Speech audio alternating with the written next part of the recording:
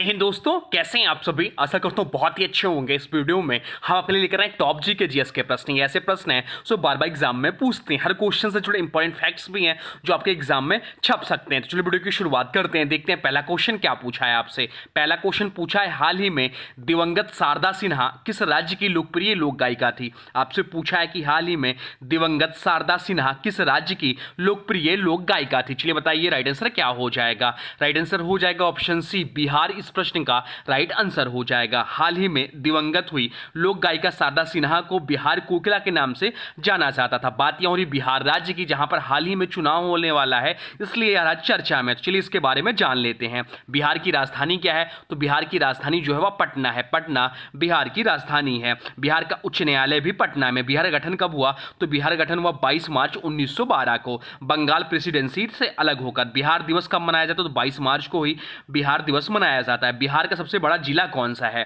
तो बिहार का सबसे बड़ा जिला जो है पश्चिम चंपारण है। बिहार में लोकसभा सीटों की संख्या कितनी है, तो बिहार में लोकसभा सीटों की संख्या जो है वह 40 है। और विधानसभा सीटों की संख्या कितनी है, तो विधानसभा सीटों की संख्या जो है वो 243 है। बिहार का पहला मुख्यमंत्री कौन थे, तो बिहार के पहले मुख्यमंत्री जो थे वो श्री कृष्ण सिंह थे। अब चलते हैं अगले प्रश्न की ओर। देखते हैं अगला प्रश्न क्या पूछा है आपसे। अगला प्रश्न पूछा है, 1975 से 1977 के बीच आपातकाल के दौरान भारत के प्रधानमंत्री कौन थे। चलिए बताइए राइट आंसर क्या हो जाएगा। राइट आंसर हो जाएगा ऑप्शन है इंदिरा गांधी। इस प्रश्न का राइट आंसर हो जाएगा। भारत में 25 जून 1975 से 21 मार्च 1977 तक आपातकाल लागू रहा। इस दौरान प्रधानमंत्री इंदिरा गांधी थी। आपातकाल की घोषणा राष्ट्रपति फखरुद्दीन अली अहमद ने प्रधानमंत्री की सलाह पर की थी। यह भारतीय लोकतंत्र के इतिहास का सबसे विवादास्पद काल माना जाता है। आपातकाल की अवधि जो थी 21 महीने थी। अब चलते हैं अगले प्रश्न की ओर। देखते हैं अगला प्रश्न क्या पूछा है आपसे। अगला प्रश्न पूछा है, निम्नलिखित में से किस वर्ष एडीबी यानी कि एशियाई विकास बैंक की स्थापना की गई थी। चलिए बताइए राइट आंसर क्या हो जाएगा। इंपॉर्टेंट प्रश्न है, तो राइट आंसर हो जाएगा ऑप्शन सी, 1966 में। 1966 में एडीबी की स्थापना हुई थी। एशियाई विकास बैंक एडीबी की स्थापना 19 दिसंबर कब, 19 दिसंबर 1966 को हुई थी। 1966 को हुई थी। इसका मुख्यालय जो है मनीला फिलीपींस में स्थित है। वर्तमान में 2025 तक एडीबी में कुल 68 सदस्य देश हैं। भारत भी इसके संस्थापक सदस्यों में शामिल है। इसका मुख्य उद्देश्य क्या है इसकी स्थापना का, तो एशिया और प्रशांत क्षेत्र के देशों में आर्थिक व सामाजिक विकास को बढ़ावा देना। एडीबी के पहले अध्यक्ष जो थे ताकेशी वतनबे थे, जो कि जापान से थे। अब चलते हैं अगले प्रश्न की ओर। देखते हैं अगला प्रश्न क्या पूछा है आपसे। अगला प्रश्न पूछा, राष्ट्रीय समुद्र विज्ञान संस्थान का मुख्यालय कहाँ स्थित है। आपसे पूछा है कि राष्ट्रीय समुद्र विज्ञान संस्थान का मुख्यालय कहां स्थित है। चलिए बताइए राइट आंसर क्या हो जाएगा। राइट आंसर हो जाएगा ऑप्शन डी, गोवा। इस प्रश्न का राइट आंसर हो जाएगा। राष्ट्रीय समुद्र विज्ञान संस्थान का मुख्यालय गोवा में स्थित है। इसकी स्थापना कब हुई थी, तो 1966 में इसकी स्थापना हुई थी राष्ट्रीय समुद्र विज्ञान संस्थान की। या वैज्ञानिक एवं औद्योगिक अनुसंधान परिषद के अधीन कार्य करता है। इसका मुख्य कार्य समुद्र विज्ञान और समुद्री संसाधनों का अध्ययन एवं अनुसंधान करना है। अब चलते हैं अगले प्रश्न की ओर। देखते हैं अगला प्रश्न क्या पूछा है आपसे। अगला प्रश्न जो है इंपॉर्टेंट मार्क कर लीजिए। क्या पूछा आपसे, तो भारत में राष्ट्रीय मानवाधिकार आयोग की स्थापना किस वर्ष की गई थी। आपसे पूछा कि भारत में राष्ट्रीय मानवाधिकार आयोग की स्थापना किस वर्ष की गई थी। चलिए बताइए राइट आंसर क्या हो जाएगा। राइट आंसर हो जाएगा ऑप्शन बी, 1993 में। राष्ट्रीय मानवाधिकार आयोग एनएचआरसी की स्थापना 12 अक्टूबर 1993 को मानवाधिकार संरक्षण अधिनियम 1993 के तहत की गई थी। इसका मुख्यालय जो है नई दिल्ली में है। एनएचआरसी का मुख्य कार्य जो है नागरिकों के मानवाधिकारों की रक्षा और संवर्धन करना है। इसके प्रथम अध्यक्ष जो थे न्यायमूर्ति रणधीर सिंह वर्मा थे। वर्तमान अध्यक्ष जो इसके न्यायमूर्ति अरुण कुमार मिश्र हैं, यह भी ध्यान रखिएगा। अब चलते हैं अगले प्रश्न की ओर। देखते हैं अगला प्रश्न क्या पूछा है आपसे। अगला प्रश्न जो पूछा है वह पूछा है, भारत के संविधान का निम्नलिखित में से कौन सा अनुच्छेद कृषि और पशुपालन के संगठन से संबंधित है। आपसे पूछा कि भारत के संविधान का निम्नलिखित में से कौन सा अनुच्छेद कृषि और पशुपालन के संगठन से संबंधित है। चलिए बताइए राइट आंसर क्या हो जाएगा। राइट आंसर हो जाएगा ऑप्शन डी, अनुच्छेद 48। इस प्रश्न का राइट आंसर हो जाएगा। भारतीय संविधान के अनुच्छेद 48 में राज्य के नीति निर्देशक तत्वों के अंतर्गत कृषि और पशुपालन के संगठन का उल्लेख है। इनमें विशेष रूप से गौवंश, गाय, बैल, बछड़े एवं अन्य दुधारू पशुओं के वध पर रोक लगाने और वैज्ञानिक कृषि व पशुपालन को प्रोत्साहित करने की बात कही गई है। अब चलते हैं अगले प्रश्न की ओर। देखते हैं अगला प्रश्न क्या पूछा है आपसे। अगला प्रश्न इंपॉर्टेंट मार्क कर लीजिए और ध्यान से सुनिएगा। किसने कहा था कि भारत की एकमात्र आशा उसकी जनता से है, उच्च वर्ग शारीरिक एवं नैतिक रूप से अमृत हैं? चलिए बताइए राइट आंसर क्या हो जाएगा। तो राइट आंसर जो हो जाएगा वो हो जाएगा ऑप्शन सी, बाल गंगाधर तिलक, स्वामी विवेकानंद। स्वामी विवेकानंद इस प्रश्न का राइट आंसर हो जाएगा, उन्हीं का यह वाक्य है। ऑप्शन सी इस प्रश्न का राइट आंसर हो जाएगा। स्वामी विवेकानंद ने कहा था भारत की एकमात्र आशा उसकी जनता से है, उच्च वर्ग शारीरिक और नैतिक रूप से मृत हैं। क्या है? तो शारीरिक और नैतिक रूप से जो है ये मृत हैं, मृत हैं। तो यह जो कथन है यह ऑप्शन सी स्वामी विवेकानंद जी का है। स्वामी विवेकानंद ने कहा था भारत की एकमात्र आशा उसकी जनता से है, उच्च वर्ग शारीरिक रूप से नैतिक रूप से मृत हैं।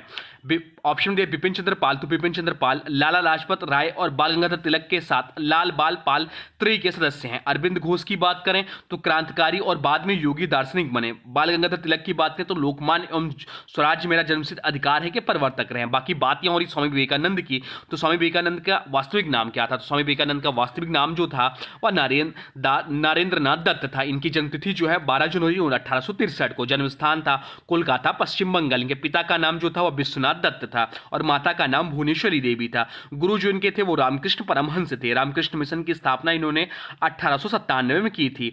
भारत में पुनर्जागरण के दूत स्वामी विवेकानंद कहे जाते। इनका प्रसिद्ध कथन जो है उठो जागो और तब तक मत रुको जब तक लक्ष्य प्राप्त ना हो जाए। अब चलते हैं अगले प्रश्न की ओर, देखते हैं अगला प्रश्न क्या पूछा है आपसे। अगला प्रश्न पूछा इनमें से किसे भारतीय योजना का वास्तुकार माना जाता है? आपसे पूछा है कि इनमें से किसे भारतीय योजना का वास्तुकार माना जाता है। चलिए बताइए राइट आंसर क्या हो जाएगा। राइट आंसर हो जाएगा ऑप्शन सी, पीसी महालनोबिस को कहा जाता है। ऑप्शन सी इस प्रश्न का राइट आंसर हो जाएगा। प्रशांत चंद्र महालनोबिस यानी कि पीसी महालनोबिस को भारतीय योजना का वास्तुकार कहा जाता है। वह एक प्रसिद्ध सांख्यिकीविद थे और उन्होंने भारतीय सांख्यिकी संस्थान ISI की स्थापना की थी। द्वितीय पंचवर्षीय योजना जिसका कार्य पीरियड था 1956 से 1961 के निर्माण में उनकी प्रमुख भूमिका थी, जिसमें औद्योगिकीकरण पर जोर दिया था। महालनोबिस मॉडल भारत की योजना प्रणाली की नींव बना। अब चलते हैं अगले प्रश्न की ओर, देखते हैं अगला प्रश्न क्या पूछा है आपसे। अगला प्रश्न पूछा विश्व के किस प्रसिद्ध व्यक्ति फ्यूहरर के नाम से जाना जाता है? विश्व के किस प्रसिद्ध व्यक्ति को फ्यूहरर के नाम से जाना जाता है? चलिए बताइए राइट आंसर क्या हो जाएगा। राइट आंसर हो जाएगा ऑप्शन बी, एडोल्फ हिटलर को। एडोल्फ हिटलर को फ्यूहरर के नाम से जाना जाता है। फ्यूहरर जर्मन भाषा का शब्द है जिसका अर्थ है नेता या मार्गदर्शक। या उपाधि एडोल्फ हिटलर को दी गई थी जो नाजी जर्मनी का तानाशाह था।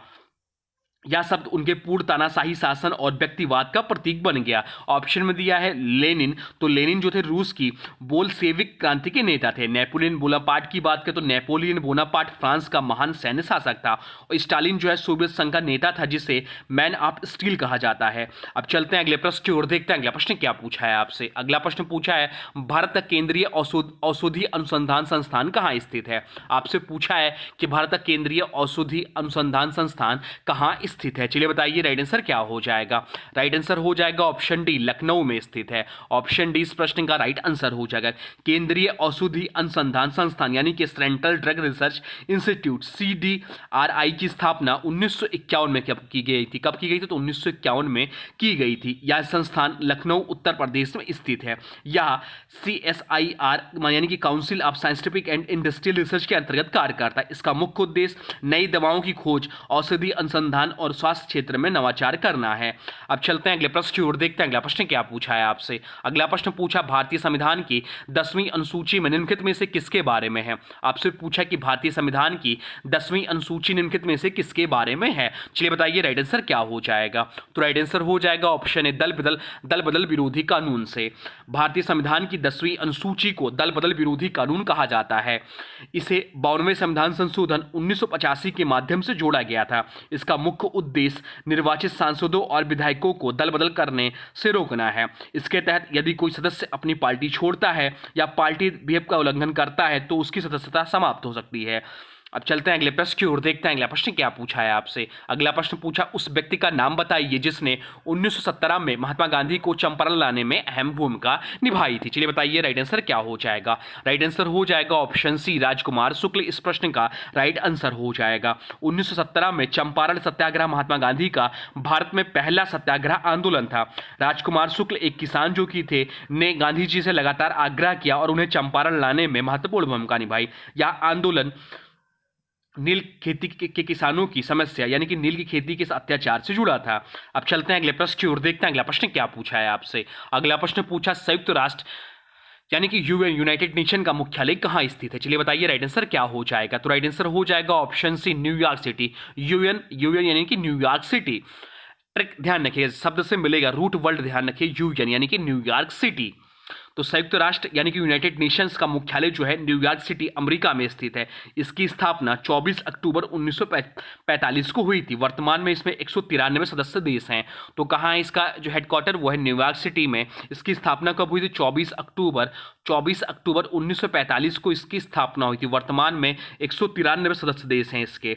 अब चलते हैं अगले प्रश्न की ओर, देखते हैं अगला प्रश्न क्या पूछा है आपसे। अगला प्रश्न पूछा भारत में स्टॉक मार्केट के लिए कौन सी मुख्य नियामक प्राधिकरण है। आपसे पूछा है कि भारत में स्टॉक मार्केट के लिए कौन सी मुख्य नियामक प्राधिकरण है। चलिए बताइए राइट आंसर क्या हो जाएगा। राइट आंसर हो जाएगा ऑप्शन सी सेबी। इस प्रश्न का राइट आंसर हो जाएगा। भारत में स्टॉक मार्केट और सिक्योरिटीज मार्केट का नियामक प्राधिकरण सेबी है, जिसे बोलते हैं securities and exchange board of India है। इसकी स्थापना कब हुई थी? तो इसकी स्थापना जो हुई थी वह 1988 में हुई थी। 1988 में इसकी स्थापना हुई थी और इसे 1992 में वैधानिक दर्जा मिला। सेबी का मुख्यालय कहाँ है? तो सेबी का जो मुख्यालय है वह आपका मुंबई में है। मुंबई में इसका मुख्यालय है, यह भी ध्यान रखिएगा। बहुत लोग नई दिल्ली टिक करके आएंगे। अब चलते हैं अगले प्रश्न की ओर, देखते हैं अगला प्रश्न क्या पूछा है आपसे। अगला प्रश्न पूछा है 2011 की जनगणना के अनुसार इनमें से किस भारतीय राज्य का जनसंख्या घनत्व तो सबसे कम है। चलिए बताइए राइट आंसर क्या हो जाएगा। राइट आंसर हो जाएगा ऑप्शन डी अरुणाचल प्रदेश का। अरुणाचल प्रदेश का जनसंख्या घनत्व तो सबसे कम है। 2011 की जनगणना के अनुसार भारत का औसत जनसंख्या घनत्व 382 व्यक्ति प्रति वर्ग किलोमीटर है। अरुणाचल प्रदेश का जनसंख्या घनत्व सबसे कम है, केवल 17 व्यक्ति वर्ग किलोमीटर है। बाकी ऑप्शन है मिजोरम। तो मिजोरम का जो जनसंख्या घनत्व है वह 52 व्यक्ति प्रति वर्ग किलोमीटर है। उत्तराखंड का जो है वह है 189 व्यक्ति वर्ग किलोमीटर और झारखंड का 414 व्यक्ति वर्ग किलोमीटर है। और भारत का जो है औसत जनगणना वह 382 व्यक्ति वर्ग किलोमीटर।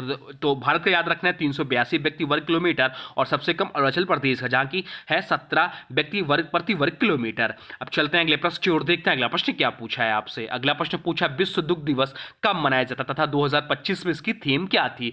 तो विश्व दुग्ध दिवस जो मनाया जाता है वह 1 जून को मनाया जाता है। ऑप्शन बी इस प्रश्न का राइट आंसर हो जाएगा। विश्व दुग्ध दिवस यानी कि वर्ल्ड मिल्क डे हर वर्ष 1 जून को मनाया जाता है। यह दिवस संयुक्त राष्ट्र के खाद्य एवं कृषि संगठन द्वारा 2001 में स्थापित किया गया था। 2025 में जो थीम थी वह थी let's celebrate the power of dairy. आओ दुग्ध की शक्ति का जश्न मनाएं। यह थीम डेयरी सेक्टर की पोषण, स्वास्थ्य और आर्थिक शक्ति को उजागर करती है। और राष्ट्रीय दुग्ध दिवस कब मनाया जाता है? तो राष्ट्रीय दुग्ध दिवस जो मनाया जाता है वह 26 नवंबर को मनाया जाता है। श्वेत क्रांति के जनक वर्गीज कुरियन की जन्मतिथि के दिन को राष्ट्रीय दुग्ध दिवस के रूप में मनाया जाता है। 26 नवंबर को एक और दिवस मनाया जाता है, राष्ट्रीय संविधान दिवस भी।